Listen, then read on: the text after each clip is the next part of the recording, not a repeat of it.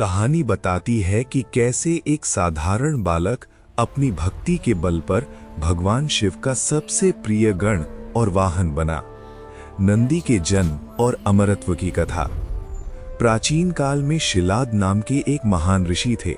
वे ब्रह्मचारी थे और तपस्या में लीन रहते थे। एक बार उन्होंने देखा कि उनके पितृ दुखी हैं, क्योंकि शिलाद का कोई वंशज नहीं था जो उनका तर्पण कर सके।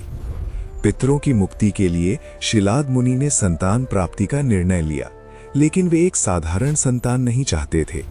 उन्होंने संकल्प लिया कि वे एक ऐसा पुत्र प्राप्त करेंगे जो अयोनिज, बिना मां के गर्भ से जन्मा हो और जिस पर मृत्यु का कोई वश न चले। शिलाद मुनि ने कठोर तपस्या की। पहले देवराज इंद्र प्रकट हुए, लेकिन जब ऋषि ने अमर और मृत्युहीन पुत्र की मांग की तो इंद्र ने कहा, हे तपस्वी, मैं तुम्हें अमर पुत्र का वरदान नहीं दे सकता। इसके लिए तुम्हें भगवान शिव की शरण लेनी होगी। इसके बाद शिलाद मुनि ने भगवान शिव की घोर तपस्या की। शिव जी उनकी भक्ति से प्रसन्न हुए और वरदान दिया कि मैं स्वयं तुम्हारे पुत्र के रूप में अवतरित होऊंगा। कुछ समय बाद जब शिलाद मुनि यज्ञ के लिए भूमि जोत रहे थे तो हल्की नोक से जमीन के भीतर से एक बालक प्रकट हुआ। वो बालक सूर्य के समान तेजस्वी था और उसके शरीर से दिव्य आभा निकल रही थी। आकाशवाणी हुई, हे मुनि, यही तुम्हारा पुत्र है, इसका नाम नंदी है। मुनि उसे आश्रम ले आए। नंदी बचपन से ही शिव भक्ति में लीन रहते थे और वेदों के ज्ञानी थे। जब नंदी 7 वर्ष के हुए तो आश्रम में मित्र और वरुण नाम के 2 ऋषि आए।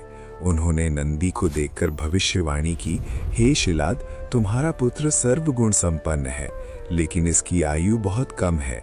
ये 8 वर्ष की आयु में मृत्यु को प्राप्त होगा। ये सुनकर शिलाद मुनि वज्रपात की तरह टूट गए और रोने लगे। पिता को रोता देख नंदी ने कहा, पिताजी, मेरा जन्म भगवान शिव की कृपा से हुआ है, मेरी रक्षा भी वही करेंगे, आप चिंता न करें, मैं मृत्यु को भी जीत लूंगा।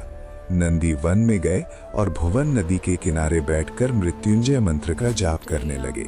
उनकी एकाग्रता इतनी गहरी थी कि वे पत्थर की तरह स्थिर हो गए।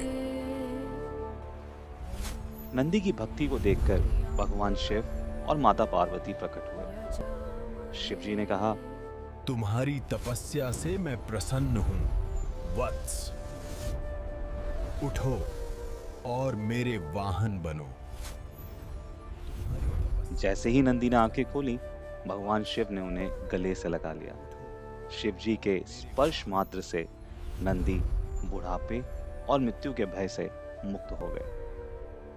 भगवान शिव ने नंदी को अपने गले की माला उतारकर पहना दी और कहा, आज से तुम अजर अमर हो। तुम मेरे सभी गणों के अध्यक्ष यानी सेनापति होगे, इसलिए तुम्हें नंदीश्वर भी कहा जाएगा। जहां मैं रहूंगा वहां तुम हमेशा मेरे साथ मेरे वाहन और द्वारपाल के रूप में रहोगे। यही नहीं, भगवान शिव ने उन्हें एक और आशीर्वाद दिया।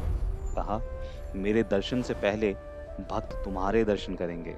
यही कारण है दोस्तों कि मंदिर में पहले नंदी जी के दर्शन होते हैं। इसके बाद शिव जी ने सभी देवताओं के सामने नंदी का अभिषेक किया और उन्हें अपने परिवार का सबसे अहम हिस्सा बना लिया। इस कथा से हमें ये सीख मिलती है कि यदि भक्ति सच्ची हो, संकल्प दृढ़ हो, तो भक्त मृत्यु को भी बदल सकता है, जैसा नंदी जी ने किया। अगर आपको ये कहानी पसंद आई हो, वीडियो को लाइक कीजिए और चैनल को सब्सक्राइब कीजिए। ओम नमः शिवाय। हर हर महादेव।